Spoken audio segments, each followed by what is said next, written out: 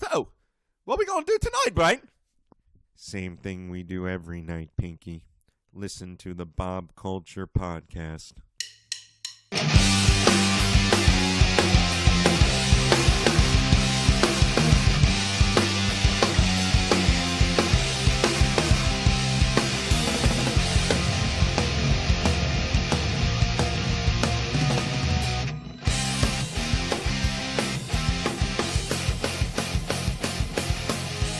All right, ladies and gentlemen, welcome to the Bob Culture Podcast. And I am very excited to have two very good friends right next to me here. It's been a while. These guys have very busy schedules, so I managed to track them down, get them in the Cruther Mansion here with me, and we're ready to go. Ladies and gentlemen, you've seen these guys all over the local scene in a ton of bands, including, of course, the likes of the great rock and roll time machine. Of course, we got for Big Tom and the Guns, Mr. Jimmy Franklin. Jimmy, what's up, bro? How are you? It's going great, man. It's great to see you. Yeah, you too, man. We're already having like a pre-podcast before we start having some good conversations here. I know, really. That'll be for next week for sure. And of course, from the likes of Blacktooth Grin, Johnny B. Morrid, and many, many, many more, my good friend, Mr. Brian Morelli. Brian, what's up, bro? What's going on, man? Thanks for having us today. This is awesome. No, this is awesome. Yeah, we're already chit-chatting here about the scene and the music industry and all this good stuff. So I'm honored to be in the room with you guys. I appreciate a few minutes, guys. Thanks so much. Oh, thank you. All right, so I know there's a million answers to this question, but what have you guys been up to lately? You got lots of bands going on. You just put out that Christmas song that we'll get to. What's going on in the world of Brian Morelli and Jimmy Franklin right now? Oh, geez. Yeah. Oh, my God. It's a lot of music all the Good time. answer. That's the thing. It is a lot of music. Brian's in, as you said before, in a ton of bands. I've been involved in a ton of bands as well. If you know, like right now, Brian, how many bands are you currently playing for? I had pared it down to like 2. But Besides the ones that we're in together. yes. Yeah. Yeah. But then other things kind of got kicked up again and more active, where at one point they were dormant, so it's kind of like 5 now. Yeah. Dude, I gotta ask you, like, I've kind of become one of those people that kind of overextends myself a little bit with like writing and podcasting and the band and work and all that stuff. But it's paying off. Like, I like it. It's a lot of work. It's paying off. How do you guys find the time, especially you, Brian? Like, you work hard and you got all these bands. How do you make it work? Oh gosh, I've said to people, because people have asked that, it's when you love it, you get your ass out of bed, and not to get all meta about it. No, but, I get it. In loving the full-time radio gig at WKMK and everything, and loving playing music. Sometimes those worlds collide, and it's not pretty. Sometimes you have to cancel certain plans, but you adapt, and if you love it, you just go for it. Yeah, I can see Brian's very passionate about it. He's got a big smile on his face when he's talking about it. And I've known Brian from a long time ago, back at Monmouth University. Yes. When we came out on his Vection, we crossed paths with Brian. I met him. We loved him right away. You've always been very good to us, so we appreciate it, man. Oh, thanks. So now, Jimmy Franklin, as I cyberstalk you guys, I see you're playing with Holiday Express. Tell us a little bit about that. That seemed kind of like a cool thing. Yeah, man, it's really intense. The not just the amount of shows or the content of the shows, but where we're playing and what we're doing. I really underestimated it. I'm not gonna lie. I got involved late. It was in October. The show started in November. There were only 2 rehearsals, and there are 100 shows. From November 4th to December 24th. Wow. Yeah. And there's, I think, 150 musicians that cycle in and out, and they kind of just throw us all on different buses and send us to different locations. And we're playing at, we're playing at some places that no one wants to play. We're playing children's hospitals. We're playing severely disabled schools for severely disabled children and Good adults. for you, man. We're playing drug rehab facilities. It's really intense. That's cool. The people appreciate it. Oh my God, yeah. and they love it. And these places, they don't get anything, man. And it's one of the things they look forward to. We get people coming up to us, saying that they saw us last year, and of course it's led by Tim McClune, and they come up to him, and it's his company, it's his his whole, it's his Disneyland in a way. Yeah, you know? it's really cool. Yeah, and we have a lot of characters that make appearances. Santa Claus comes in at the end, and no matter what age you are, the people just go nuts. I've seen little kids freak out, and I've seen large tattooed, recovering addicts Santa, man. freak out over, at these parties that we're just throwing in these facilities. And so That's awesome. That's good for you. More power to you, man. Thanks, brother. That's really cool. So obviously we'll get to the Christmas song. We'll get to talk about Time Machine, because we're all about the shameless plugs here on the Bob Culture Podcast. You guys know how it is. But how did you guys end up working together? Like, obviously you play in bands together and stuff, but how did you guys kind of come together and decide to work on a single together? The scene around here, this sort of Jersey Shore scene is so close-knit and the circles intertwine so often that I've been in bands that Jimmy's heard of from 10, 15 years ago. Jimmy's been in bands that I've heard of 10, 15 years ago, and we knew of each other, and then we had met, maybe almost 10 years ago. Yeah, probably through mutual friends, Mm-hmm. and just one of those things where we just kind of saw each other from that point on occasion. Yeah, It was meant to be. Right. And we would see each other out at bars in Asbury, and the conversation was always like, oh man, I'd love to work with you on something. And then it'd be like, oh yeah, but then like it with the laws of the universe just wouldn't happen yet. Yeah. And I I get remember that. joining Great Rock and Roll Time Machine in 2016 when it was still called Hair Metal Time Machine. We were in need of a guitar player. We had a day where we had 2 auditions. There was one guy who came in, auditioned first, and the second player was out in the lobby of our rehearsal studio. Our band leader, Davey Lister, says, all right, I'm going to go get Jimmy. And I'm sitting inside thinking, like, I bet it's Jimmy Franklin. I bet Jimmy Franklin is about to walk in this room, leather jacket and all, who comes walking in. My first reaction was anger. I was like, really? I was like, this fucking guy? And we just immediately embraced. Oh, like, yeah. I was like, he looked at me like, oh, it's you. And I looked at him like, oh, it's you. Yeah. And Like in the lyrics of Universes collide. like in the lyrics of Escape by Rupert Holmes. And yeah, it was just like, oh God, this is just a formality. yeah. And so he auditioned, absolutely kicked the crap out of it. It was amazing. Nice. And basically the conversation then and there, almost, Dave and the whole band, they saw that I knew Jimmy and they did not. And they were like, well, Brian, is he cool? Is he a good guy? And I'm like, yeah. Like right in the audition too. Yeah. Take him. Right in Sure. front of you, yeah. Yeah. I had to look at Brian like, please just say yes. And that's exactly how that day went. Yeah. Exactly how that day went. And then from there on out, we had worked on the Time Machine show. We at that point were formerly produced by Rock of Ages. Yeah. Oh, really? Yeah. Okay. Yeah. Formerly. And they were then taking the show into their own hands and trying to run with it. Right. This whole new concept from going from a bar band to being a theater production. And I had played in the first incarnation of it. I suffered a bit of a back injury. Oh, okay. And yeah, I know, right? And then I was out for a little bit. The next run of shows was coming up, and they asked if I wanted to come back, and I said, of course. Came back, and not only that, but Brian and I got the chance to redesign the show. Oh, cool. Yeah. And we A lot turned of the whole theatrics to it. yeah, we turned the whole show into a radio concept. And we have now a radio DJ that comes on between the songs, announces really? different things. We have Brilliant. call-ins, we have interviews. Yeah, and it's a lot of fun. And they kind of play to the times because it's a full 70s, full 80s set. Yeah, and so I don't usually like having bands on like before I see that, but I've seen you guys play in enough bands that you guys are going to come on. I would love to see Time Machine. I've seen a lot of the videos and stuff you guys put out.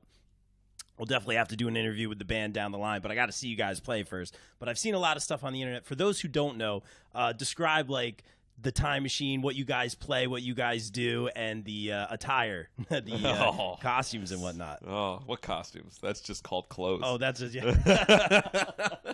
It looks awesome, and you guys are big time. It looks like an awesome show. Oh, it's so much fun. I mean, we do the full 70s, full 80s, full dress, exactly what you want to see, sights, sounds, smells, the whole 9 yards.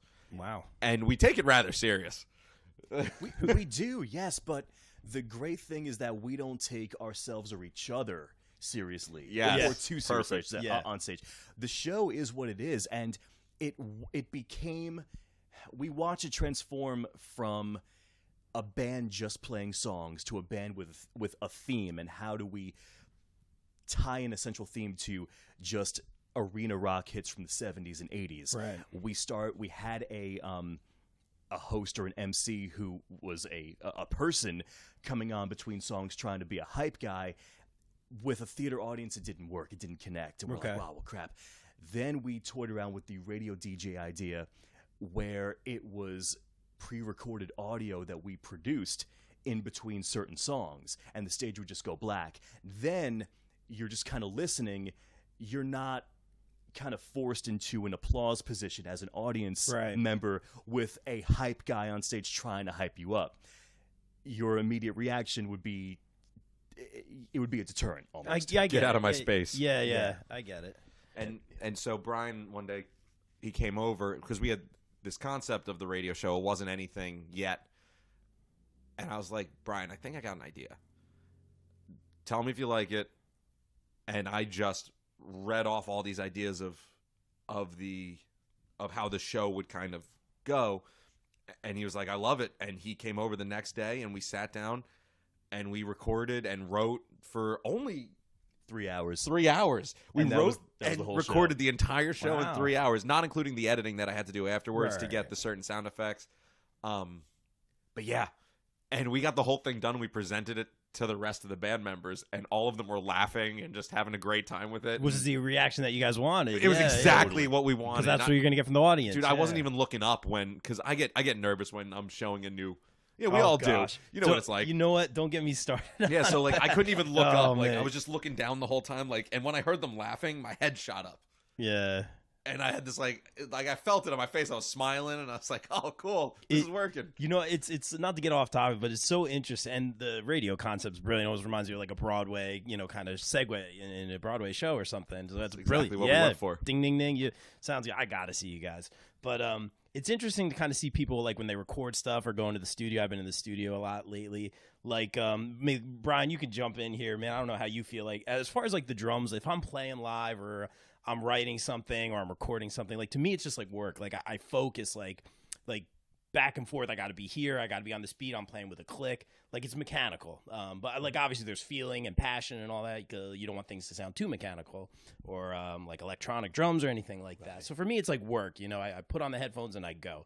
But for like singers and guitarists and stuff like that, there's like just so much feeling and emotion. And, you can see how producers and myself like deal with people who are recording, and it's just interesting to see, like you said, you put out a new something, like you don't want to look up, you don't want to see how people react to it. It's just, I should do some sort of like psychoanalysis of like the recording process or something. It's really interesting to see how everyone responds to like recording and putting themselves out there. It's interesting. It is, and it also I think that comes with the environment that you recorded it in, and the circumstances that you recorded it under. For example, I had never recorded or produced anything up to that point. There you go. Okay. And I just downloaded GarageBand and got a good microphone. And I said, because I know the sound I'm looking for, I can make it happen. It might take days, it might take weeks for me to get the sound, but I knew I would get it. And so there's at one point we have an interview with Satan in the show. Satan comes up on the screen out of nowhere. South Park. Oh my God! You have no idea. South Park too, yeah. You have no idea. And so I got to see this show. Oh yeah, and so I knew that I wanted him to come in with thunder and lightning, and I knew the voice I wanted, and I got it. And that was the tough part is never having produced something. That's where I was nervous. And were you doing like funny voices? Oh, of course, yeah, okay, all sorts of things like that. Okay. So you're really putting yourself in a vulnerable Yeah, position. you're putting yourself out there. You're just going for it. Yeah, okay. Exactly. And not having any experience when, like, for example, we showed up one day and one of the guys was like, "Did you mix this really hot?" And I was like, "I don't know. Yeah. I don't know what those words mean." Yeah. No, I'm a drummer sitting here with a microphone. I get it, man. Exactly. Yeah, I get it. And the same thing that we'll get into in a little bit, same thing happened with Show Me the Sleigh. when we recorded that, and we'll get into that in a bit. But I'm excited. I'm excited. Yeah, so it's interesting though. it is really interesting how you're just in such a vulnerable spot when you release something new, right? It is. Very Yeah. How much about for you, Brian? Man.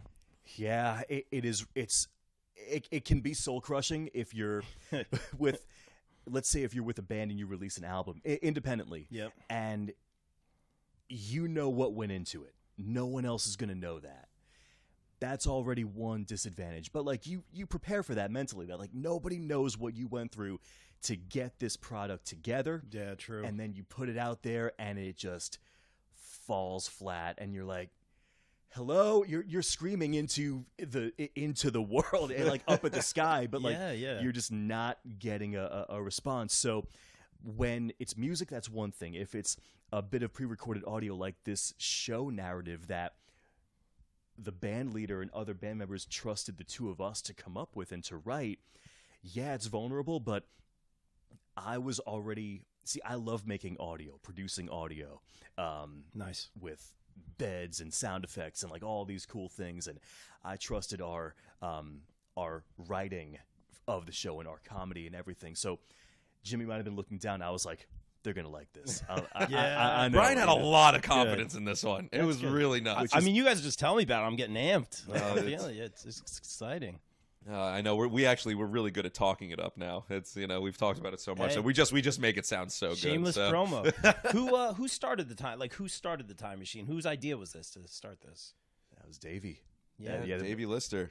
Okay. Yeah. No way. That's crazy. And that also has I know some other people. That is it Chris from the Jam Room? Yes. Yeah, I know. Chris Kaboom. I know a few of you guys. See, I definitely there's no excuse that I haven't seen you guys yet. Well, they both started it together. They're okay. OG, and they started it in 2007.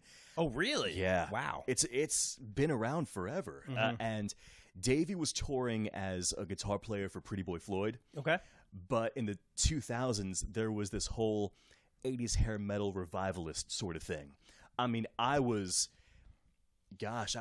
15 seeing the Monsters of Rock tour, the revival tour. Yeah, of course. With Cinderella and Firehouse and Rat, and I'm like, oh, hell yeah, this is great. Yeah. Davey was touring with Pretty Boy Floyd, like the bar circuits, I guess. He was doing national tours. And then he just wanted to amp it up and have a tribute at that time. That was a great time for it.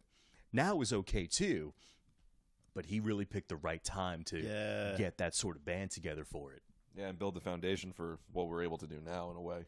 Yeah, it's good. Like I said, I've seen some of your guys' promo videos and stuff like that. It looks awesome, man. And the crowd looks like they're really into it too. So. It's a lot of fun. And guess who the radio announcer is in the show? I bet you'll never guess, right?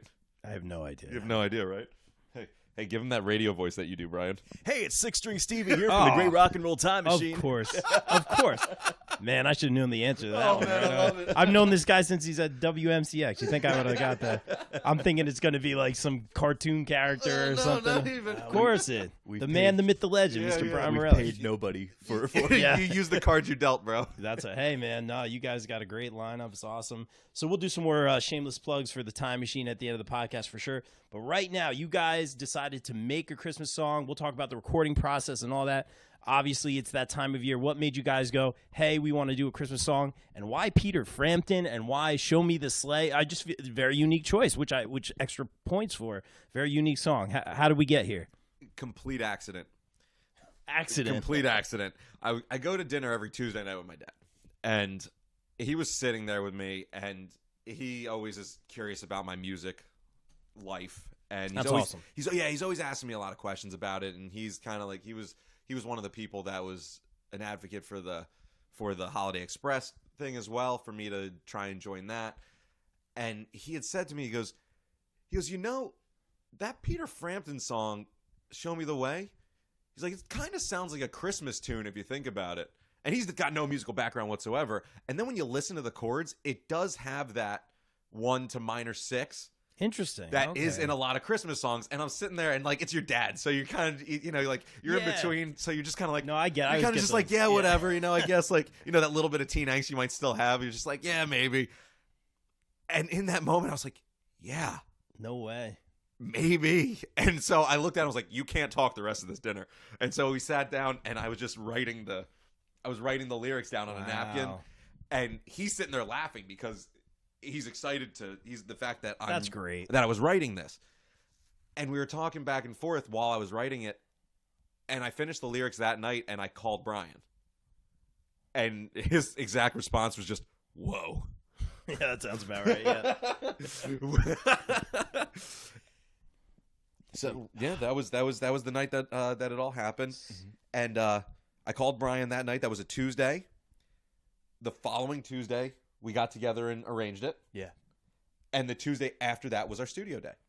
That's awesome. And it was all in October, so we were already severely behind Yeah, to release a Christmas track. Yeah, I get it, man. But Brian, you're the first person he calls, man. That's pretty cool. Yeah. You know, it's just like, who am I gonna? There's no one that I would rather have done this with. Oh, It's such a compliment, really. Even now, thinking about it, it's such a compliment that, hey, I need a co-collaborator. Brian, are you in? And I'm like, yeah, totally. I knew where I was going to go with it. So Jimmy being the writer of the song, I knew what I was going to do.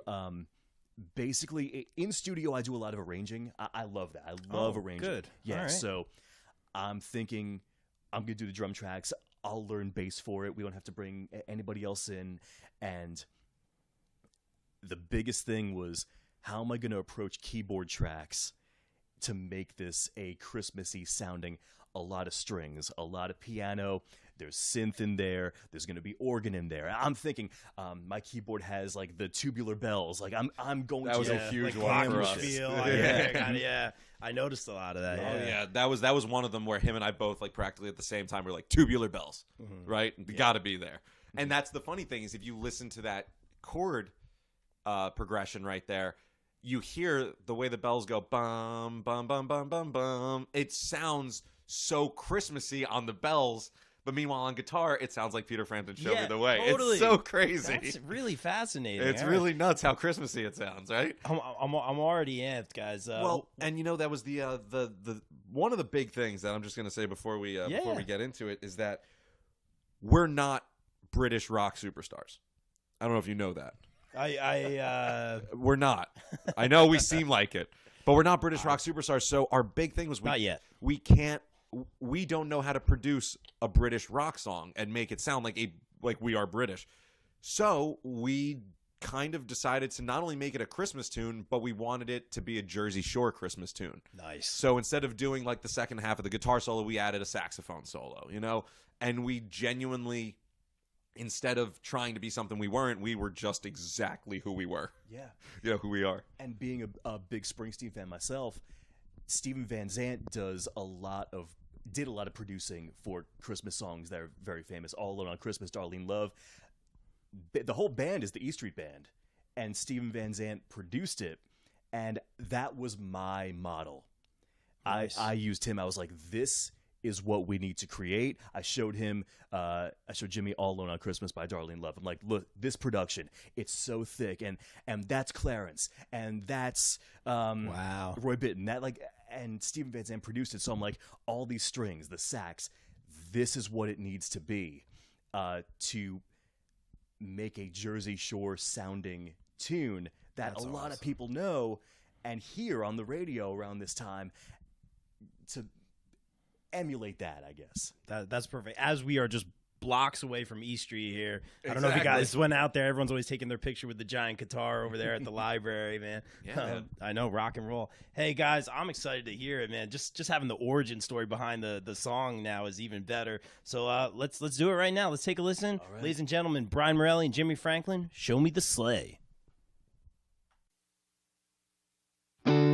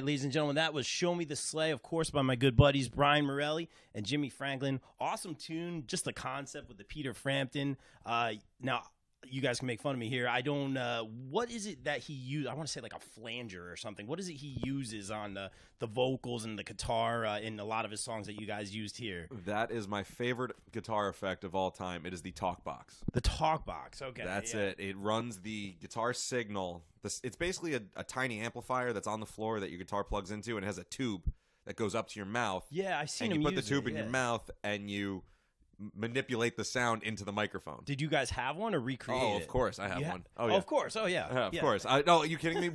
When I learned to play guitar, the next step to me was learn to play talk box. Yeah. I love the sound of it. Oh, Rocky Mountain Way, by Joe Walsh. That's where Peter Frampton got his talk box, was from him, and that's where things like "Do You Feel Like We Do" and "Show Me the Way," and then all the way up to Godsmack. Weezer used it in Beverly Hills. There's a lot of great. Yep, I'm with you. That's right. Yeah, it's wonderful. There's so many great tunes with it. Bon Jovi. Bon Jovi, of course. You got to mention all them great Jersey acts. And actually, it was part of the reason I made the audition with the Time Machine. The guys even said in the audition, part of this is because you came in here knowing how to play the talk box like Richie Sambora. Yes. So that's really cool. Tell me a little bit about, now Jimmy was mentioning to me there was a very interesting recording process in all of this. Real quick before you tell me about the recording process, first, there's a saxophone player involved. Who's this? Oh, it's Zach Sandler. He plays sax with Bobby Mahoney in the Seventh Son.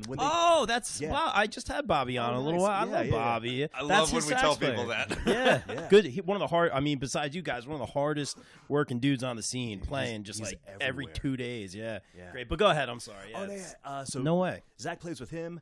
Zach works with Remember Jones. So Zach is around. He's everywhere. He's a young dude, also. Oh yeah, and he's lived like 1,000 lives. Yeah.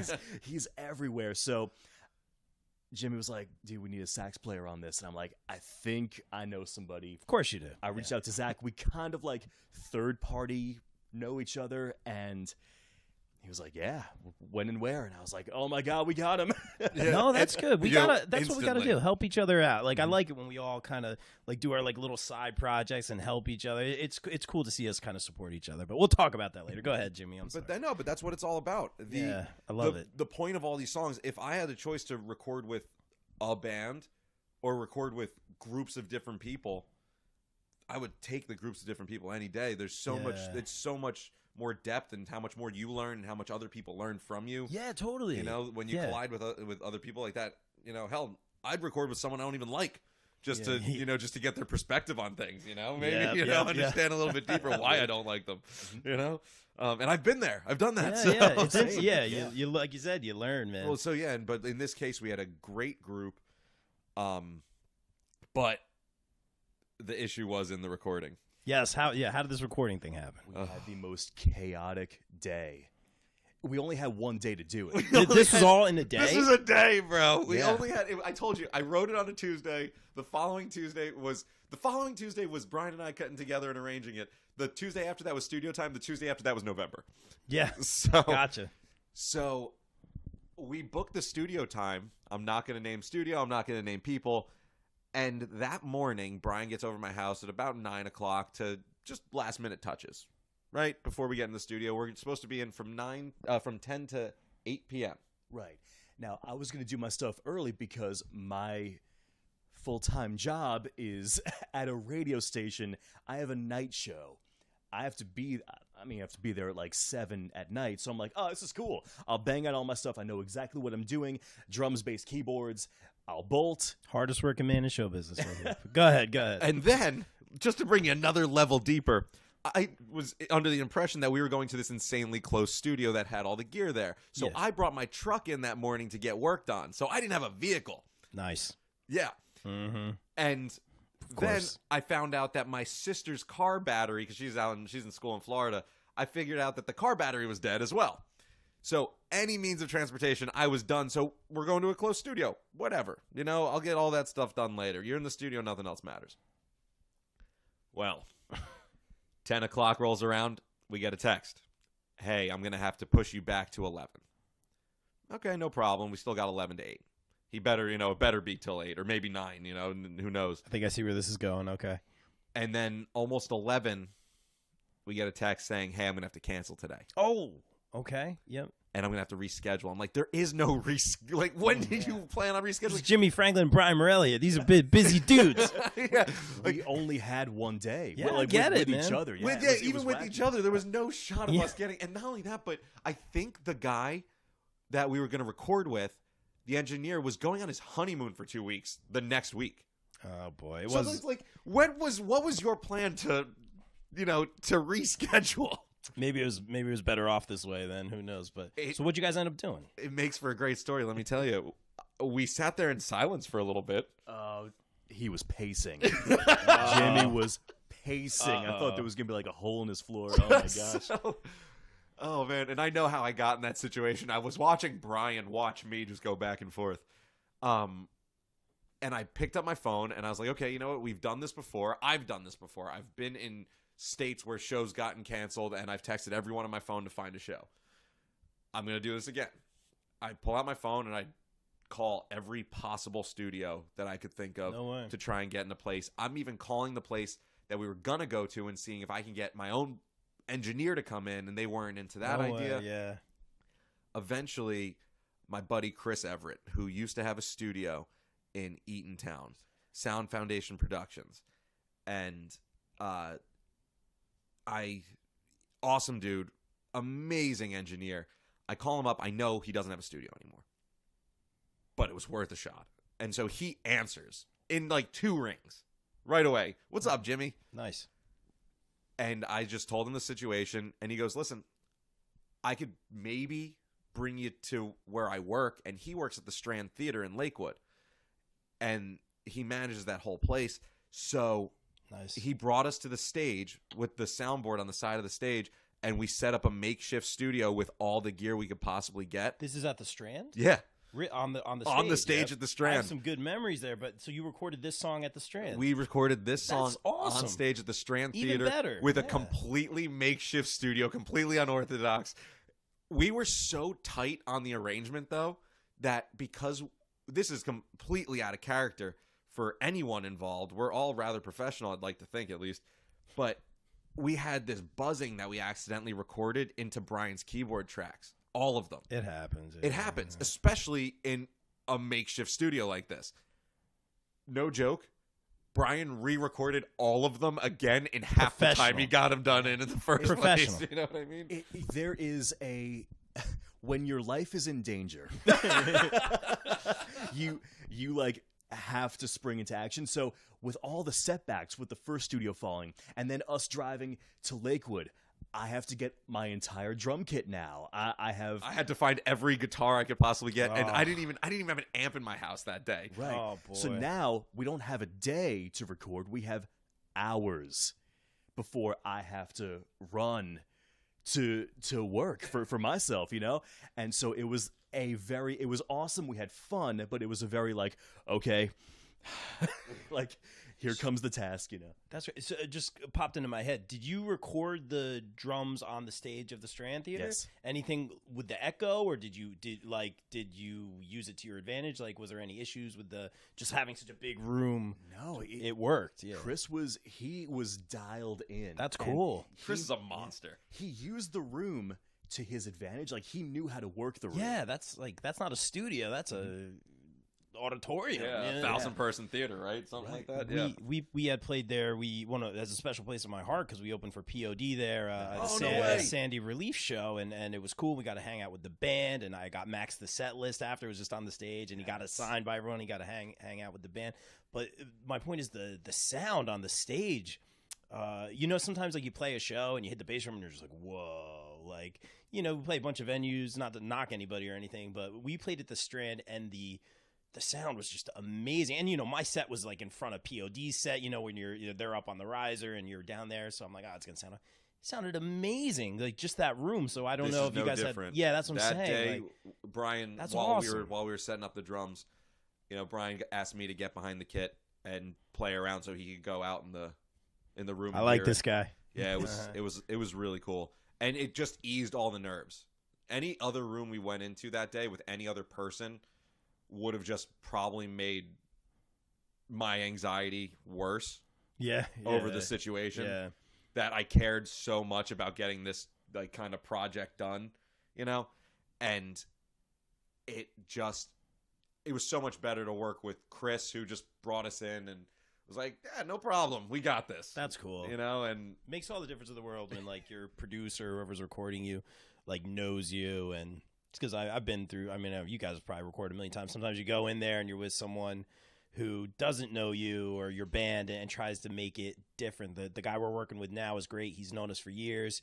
He had us record together initially, which we never really do in a studio, but just our live performance is definitely our strength.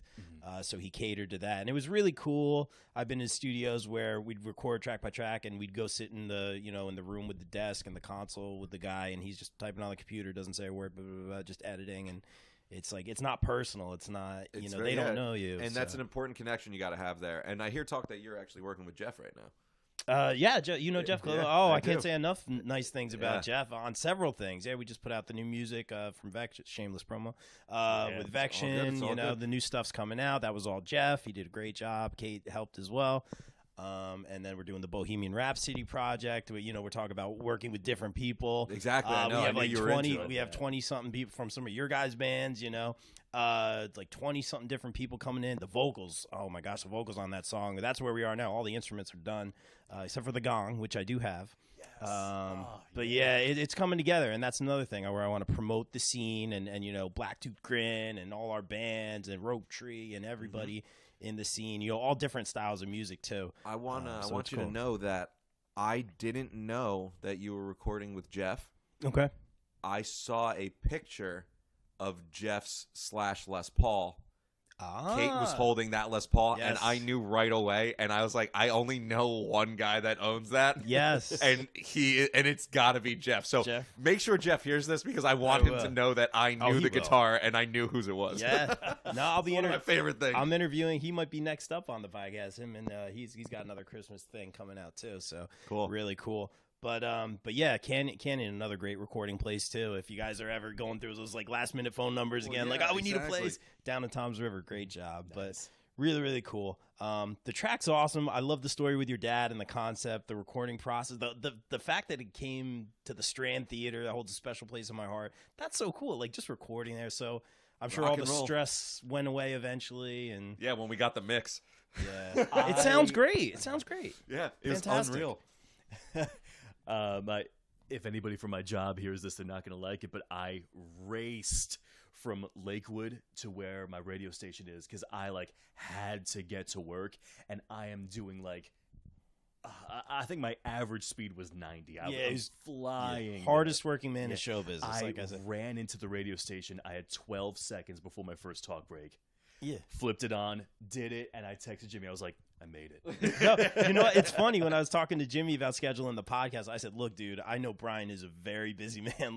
So you let me know what's good for you. And we made it work. It's awesome, man. But it's like I said, when you kind of overextend yourself and work on these projects, it's exhausting. It's hard to be everywhere at once, but the payout is totally worth it, man. It's 1,000%. All right, let's get to this. Is always the tricky question on the podcast. You guys can be politically correct or say whatever you want to say. You can be unfiltered. I know, man. But let's first talk about the state of the local music scene. All these local bands. We're in this Asbury Park area and beyond. What do you guys think about this? Not so much, we'll talk about rock music in a little bit specifically, just in general. But what do you guys think about the scene right now? Is it hurting? Is it oversaturated? Are we having issues with promoters or selling tickets? Are we happy? What do we think about the scene? I know this is always the tough question. I know, all the questions were easy until you said, "Are we happy?" That was the hardest one. That was the hardest one. Man, go ahead. We're oversaturated. Okay. We are. I love the Jersey Shore scene. I really do, but we are oversaturated. How does anybody break through? Really, when you have the right connections, you break through, and I love that because then it forces you to network. I'm not gonna sit here and be against the whole who you know thing, because who you know is a great thing. You know the business too. Make the right friends and make the right connections, and it forces you to network and it forces you to promote yourself. And I think that that's a challenge for every musician, every band, and everything. Every industry also. Yeah, really, exactly. So you either sink or you swim, but it's how you handle that. So if a band is floundering and they point fingers at the scene, I can't jive with that. I really can't. That's interesting, yeah. It's what you make of it. And maybe, you know what? Maybe it's not Asbury Park. Like, Asbury Park isn't really the scene for metal. So when I was in Johnny B. Morbid, I was like, you know what? We've done some Asbury Park things. We had a great gig. Actually, no, more than a few great gigs at the Stone Pony. Mm-hmm. But you know what? On a regular night, on a regular Saturday, it's not for Johnny B. Morbid. Let's go to Tom's River. Let's go to Pennsylvania. Let's break out of New Jersey. Let's do that. Morningside Lane is a rock band. We've done Asbury Park. We're starting to make the connections there. We're making friends, and that's a good thing. Mm-hmm. Making friends is a good thing. So with an oversaturated market, which, again, I don't like that it's oversaturated, but you have to deal with it. That's a great perspective, man, coming from you, because you know you're on both sides of it as a performer and as someone kind of somewhat involved with the business. I like that you're saying, like, hey, it kind of is about who you know. Like, most people won't say that. That's interesting, and I'm starting to learn about networking and all that stuff, kind of getting into the business a little bit myself. So that's a great answer, man. That was Thanks, man. Very fascinating. Go ahead. All right. It's okay. I mean, yeah, go. I know he's I think Jimmy's just like kind of filtering his thoughts right now, being careful what he says on the mic here. There's a lot of things I have to say. I love music, but more than anything in my life is I love entertainment. I consider myself an entertainer first, and I've gotten the opportunity to put on some great shows with great people, put together some great shows again with great people. I think people rely too much. They rely too much on blaming the promoter.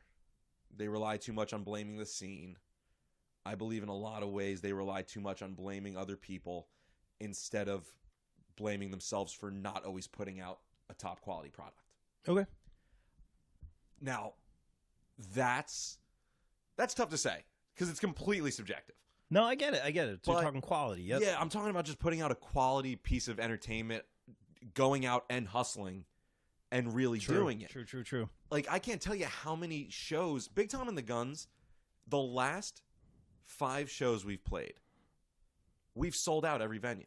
Oh, yeah? We've sold out every venue. We were at the Wonder Bar, and the headlining band was Tragedy, and they had less people there than we did. They were denying people at the door. I'm not saying that we have a better product than anyone else. I'm saying that we've cared really deeply about it. Put the work and not in. only that, but we were outside scalping tickets to our own show on the boardwalk until we had to go on. No one else is doing that. No one else is putting in the work. You know what I mean? No one else is sitting there until the last second thinking, what can we do to make sure we get people in here and that they're fully entertained? You know, how many people can we bring in, and how do we guarantee that their ticket's worth it? You know, that's one thing that I just haven't seen enough of. I gotcha. It bothers me to say it, but I'm now on record, and I will not take it back. Okay. No, you know what? It's interesting because I ask that question pretty much to every band I have in, and the answers always intrigue me. Like a guy like Bobby Mahoney kind of looks at it from both perspectives. He looks at it from like the band side and the promoter side. You guys are kind of just like, hey, like, you got to network, you got to put in the work. I like that. You guys aren't really complaining so much. Not to say other people are complaining, but it's interesting just all the different answers I get. So you guys have had some success, and you're putting in the work. You guys are doing a great job. So that was a good answer. All right, now here's another tricky one for you guys. Mm-hmm. Lots of opinions. Times are changing. The pop music out there is changing. So this goes into national acts and stuff like that as well. What do you guys think about the state of rock music right now? It sucks. Build a better product. Yeah. Okay. So back to your other answer. Yeah. It's really rough. It's really rough. I don't think it's dead. I don't think that it's in jeopardy of really dying. Mm-hmm. but it does come down to building a better. I think it's just building a better product. That's all it comes down to for me. Yeah, active rock is the weakest format, I think. Again, totally subjective. There's always going to be a market for it. There's always going to be a fan base for it.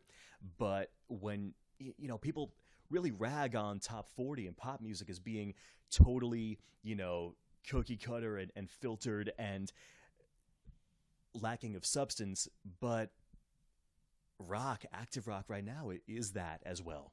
It's overproduced and lacking in actual meat as far as a song goes. Yeah. You guys are crushing it with these answers. Well, let me bring it to another thing that your listeners and you would definitely understand. Let's talk about WWE. No, don't get me started. We can go. Exactly. Think about what their product is. It's sterile in a lot of ways. It's not the WWE, the electrifying show it used to be, right? And I'm a huge wrestling fan, but if you go to the independent circuit, there's all these guys being so creative in not only their moves, but their characters and the shows that they're putting on. They have all this creative liberty that they can exercise and put out for themselves, and they're becoming some of the biggest.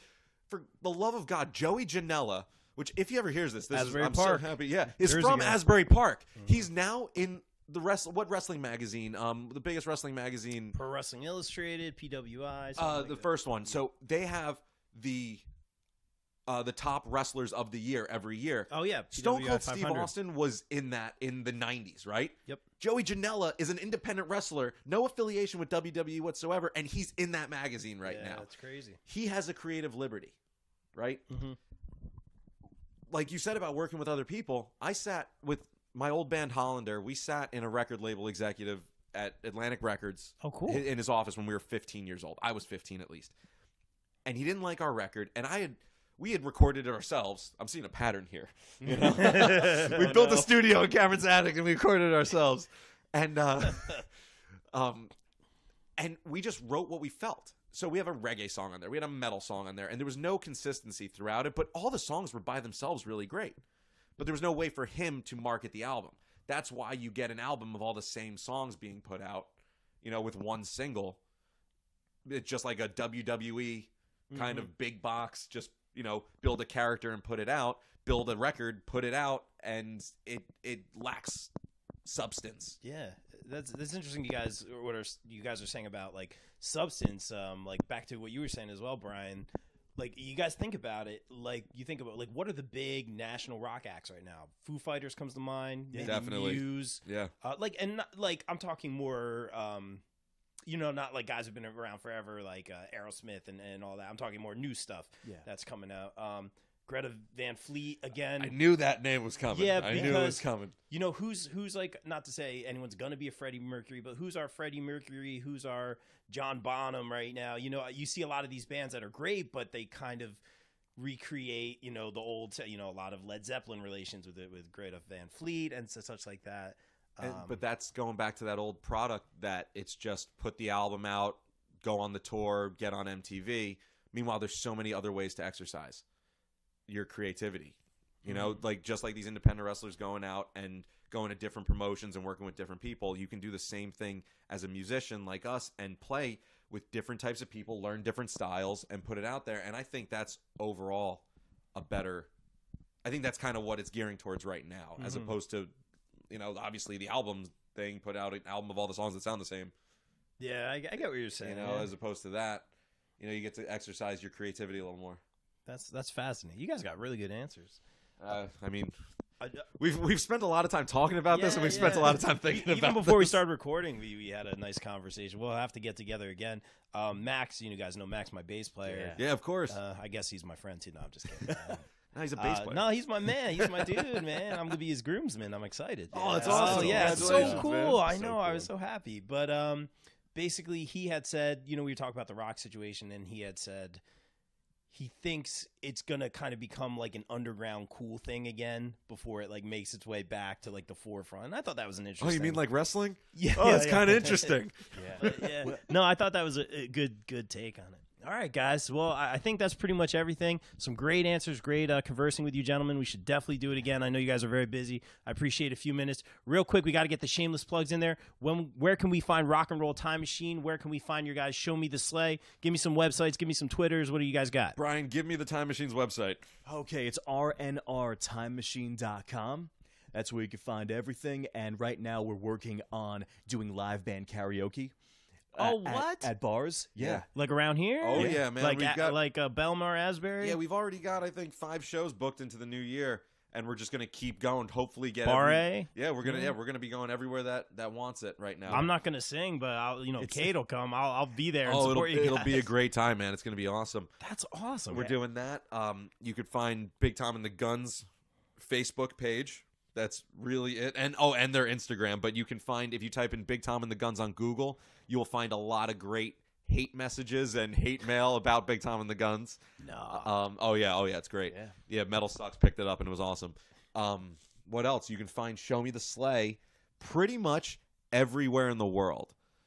I'm pretty sure everywhere in the world. If you go to iTunes, not Google Play, iTunes, YouTube, what are the other ones? Spotify, Amazon.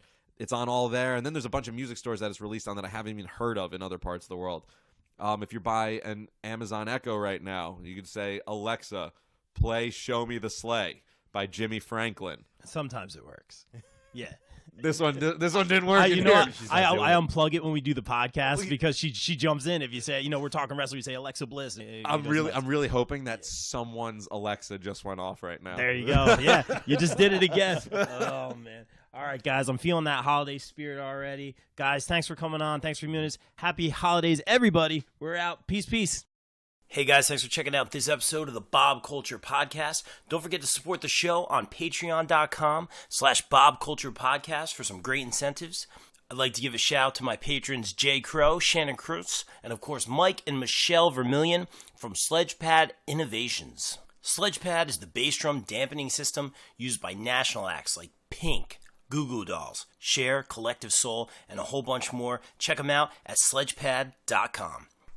And of course, if you're a fan of the show, please subscribe on YouTube, check us out at podbean.com, and leave me a review at iTunes.